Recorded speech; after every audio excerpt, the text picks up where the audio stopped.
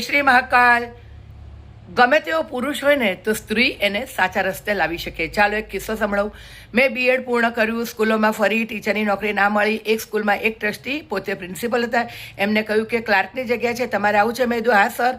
તો કે જે કાલથી આવી જાઉં. હું જવા માંડી અને પછી મેં કહ્યું સર મારે શું કરવાનું? તો કે જે 1:30 વાગી ગયો, ટિફિન આવ્યું છે મારા ઘરેથી, કેબિનમાં આવો અને મને ભોજન કરાવો. દરરોજ મને બોલાવે ને કે છે મારી થાળી પીરસ અને મને કહે છે પાણી આપ. એ વખતે મારી ઉંમર પણ ખૂબ નાની હતી, નવી બીએડ થઈ હતી.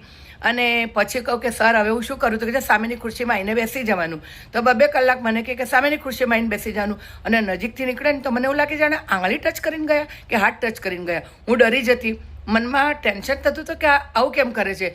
એવામાં 15મી ઓગસ્ટ આવી. સરે કહ્યું કે અરે તમે તો કલાકાર છો, માઇકમાં કંઈ બોલવું છે? 500 છોકરા હતા. મેં કીધું હા સર મારે બોલવું છે.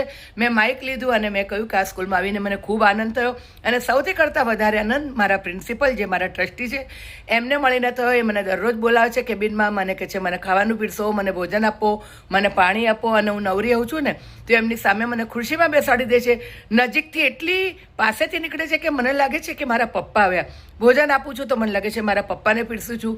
6 મહિનાની હતી, મેં બાપ જોયો નહોતો. આ સ્કૂલમાં મને બાપ મળી ગયો. એમનું એવું હૃદય પરિવર્તન થયું. એમને મને કીધું કાકા કે નાના કે મને બાપ કહીને બોલાવ.